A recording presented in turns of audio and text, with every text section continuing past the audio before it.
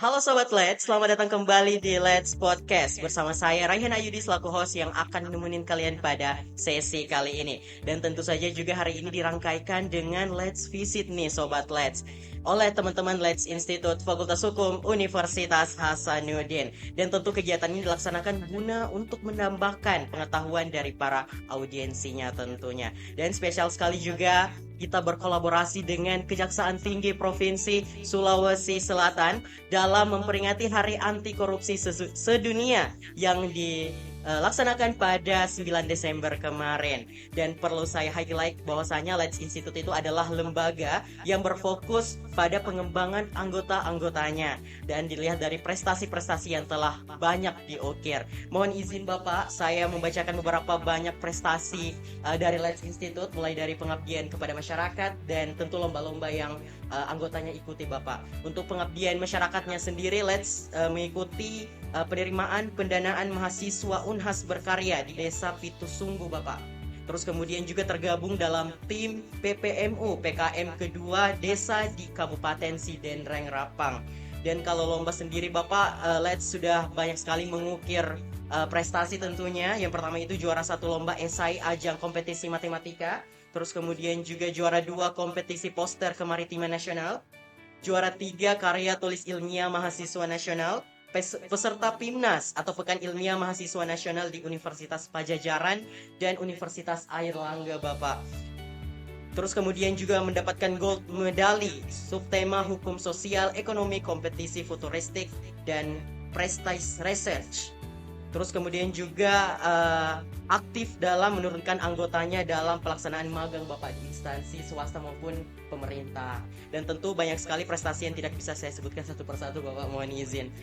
Baik, mohon izin Bapak, tema yang kita angkat pada podcast kali ini ya tentu berhubungan dengan Hari Anti Korupsi Sedunia ya Pak ya, yaitu anti korupsi bukan cuma tugas KPK, peran masyarakat dalam sistem hukum dan tata kelola pemerintahan. Karena jujur saja Bapak, isu korupsi ini kan tidak bisa selesai kalau hanya bisa dibebankan kepada lembaga penegak hukum sebenarnya. Tentu dari peran masyarakat sendiri juga menjadi kunci utama ya Pak ya.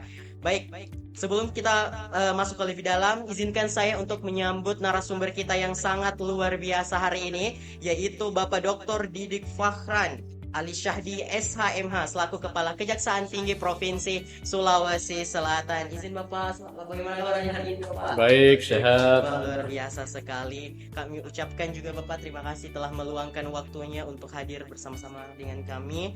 Dan di sini juga saya hadir sebenarnya Bapak perpanjangan tangan gitu dari masyarakat yang sering bertanya sebenarnya apa peran kami gitu dalam membasmi korupsi ini, atau bagaimana kami bisa memposisikan diri kami gitu Bapak. Nah tentu akan dikupas langsung ya Sobat Let's pada sesi kali ini oleh narasumber kita yang sangat luar biasa. Baik, mungkin Bapak izin kita langsung masuk aja ke segmen pertama ya Pak ya. Kita mulai ke dasar dulu nih Pak. Masyarakat itu kan sebenarnya aktor utama ya Pak ya. Dia yang paling dekat dengan segala bentuk permasalahan gitu.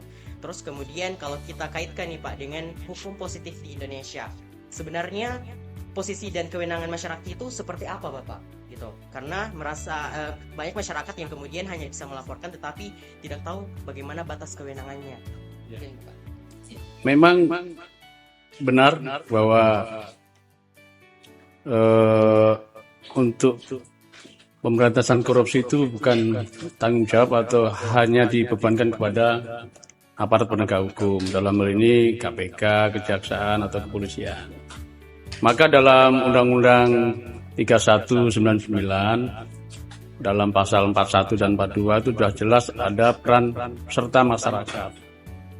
Nah, mahasiswa termasuk ya masyarakat lah ya. Jadi di situ sudah jelas bahwa mempunyai peran untuk melaporkan, kemudian untuk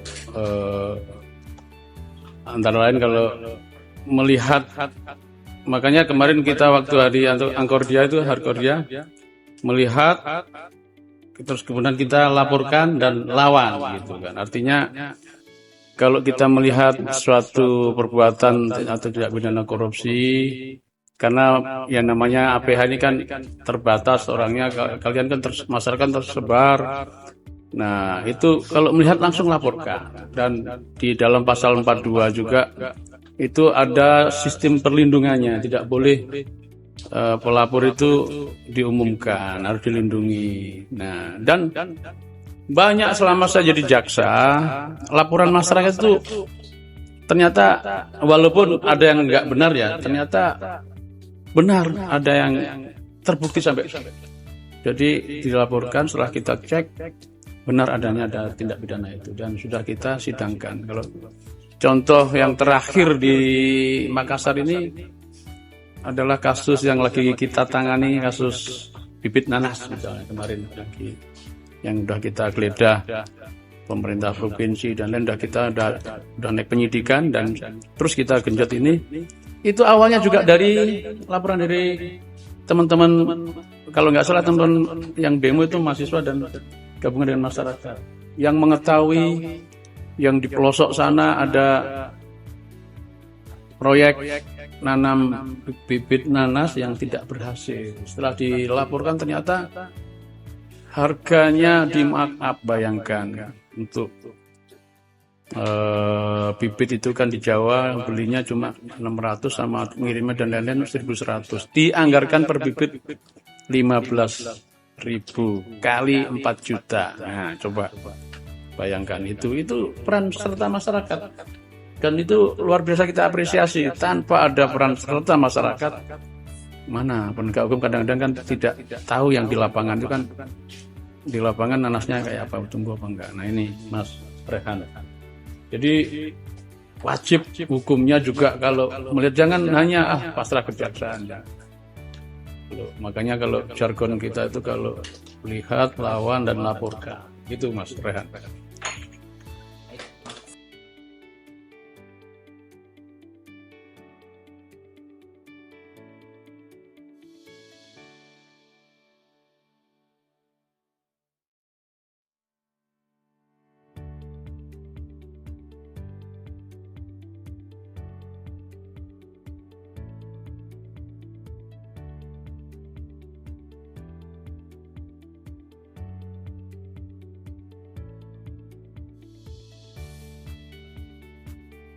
Ya, kalau masyarakat itu sebenarnya kalau sementara ini kan tadi ada sebagai pelapor, terus kemudian kalau pengen berpartisipasi lebih jauh, memang di Undang-Undang Keterbukaan Publik ya KIP itu juga bisa misalnya ikut menanyakan proses sampai sejauh mana transparansi apa yang diinginkan, informasi apa yang diinginkan, sehingga mau nggak mau kita juga harus memberikan informasi itu karena kewajiban. Nah kemudian juga hal yang sekarang yang luar biasa di KUHP baru misalnya ada diatur, dulu orang melapor kan sampai itu berlarut-larut kan tidak bisa apa-apa gitu, hanya bisa protes dan lain-lain. Nah di KUHP baru sekarang itu orang lapor terus itu tidak ditangani, berlarut-larut itu malah bisa mengajukan gugatan, jadi bisa diperadilan bisa. Jadi mau nggak mau akhirnya men-trigger supaya APH itu segera menindaklanjuti. Nah kalau selain itu ya mungkin bisa masuk, kalau pengen terlibat langsung ya daftar mungkin sebagai komisioner KPK kah, atau mungkin apalagi ya yang bisa terlibat langsung ya seperti itu Mas, kalau yang memungkinkan, karena nggak ada lagi terus masyarakat lain dengan sistem di Amerika sistem juri ya, bisa mendaftar sebagai juri, nah kan bisa terlibat langsung dalam penanganan perkara itu. Kalau di kita karena sistem hukum di kita ini ya yang menyelesaikan penegak hukum, kalaupun masyarakat pengen ikut terlibat langsung ya harus menjadi itu komisioner di KPK atau ada komisi-komisi yang lain itu yang termasuk Komisi Informasi Publik di daerah kan ada juga itu yang informasi publik di daerah itu ada juga. Mungkin itu aja sementara Mas Rehan. Menarik sekali ya Sobat Les. Jadi ternyata ruang masyarakat itu bukan sempit tetapi luas banget, ada aspek hukumnya, terus kemudian ada juga ruang partisipasinya, bahkan mekanisme pengawasan, dan tentu negara harus bisa memberikan perlindungan khusus kepada si pelapor. Baik, itulah tadi jawaban-jawaban yang sangat luar biasa dari Bapak Kepala Kejaksaan Tinggi Provinsi Sulawesi Selatan. Dan tentu penjelasan tadi bukan hanya jelas, tapi juga memberikan pandangan baru bagi kita semua dan bagi Sobat Let's dimanapun berada. Dan sebelum kita akhiri, mungkin izinkan Bapak untuk bisa memberikan closing statement atau pesan-pesan nih Pak untuk Let's Podcast atau pendengar setia dari Let's Podcast di luar sana. Silakan Pak. Ya, untuk tema Hari Anti Korupsi ini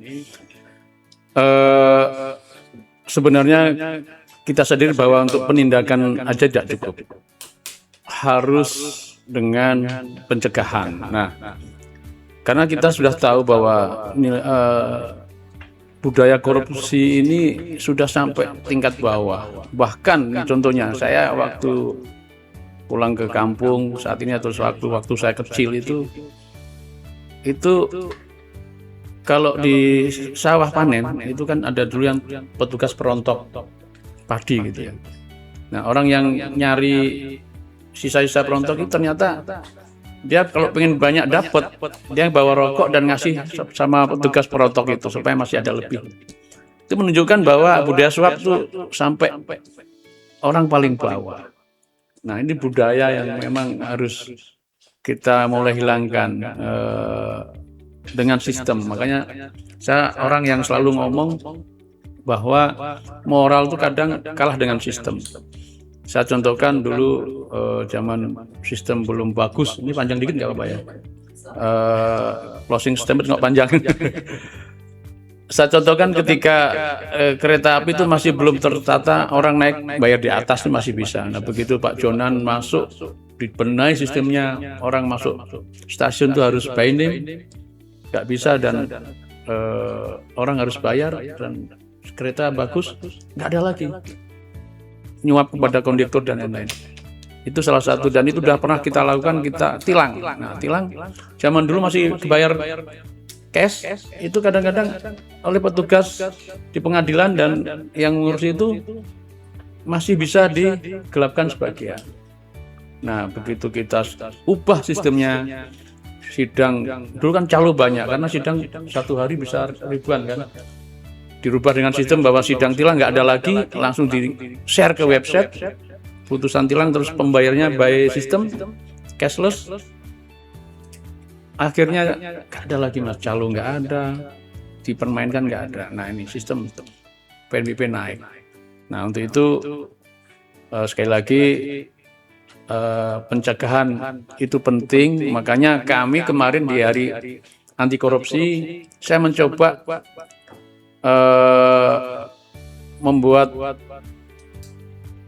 lomba, membuat kegiatan yang untuk pencegahan dini itu anak SMP. Saya kasih lomba cerdas cermat anti korupsi, pidato bahasa Inggris anti korupsi, dan yel-yel anti korupsi di sini. Sesusul. Supaya apa? Anak SMP ini otomatis dengan lomba dia akan men-trigger, mendorong untuk belajar apa sih korupsi, apa sih bentuk-bentuk korupsi. Nah, dia akan belajar, dan setelah tahu, karena banyak juga mahasiswa atau siswa itu yang perundungan, bully dan lain itu kan nggak ngerti bahwa pacaran, bawa anak di bawah umur nggak pulang aja bisa dihukum, kan banyak yang nggak tahu itu. Nah, itu terjadi, banyak yang tahu. Nah, dengan cara mendorong anak SMP ini dengan lomba podcast, lomba cerdas cermat, pidato bahasa Inggris dan yel-yel, itu mendorong dia untuk belajar sendiri, untuk mengetahui apa sih bentuk-bentuk korupsi, apa sih pengertian korupsi dan contoh-contoh korupsi, yang sehingga dia bisa mengenali hukum, menjauhi hukuman kan.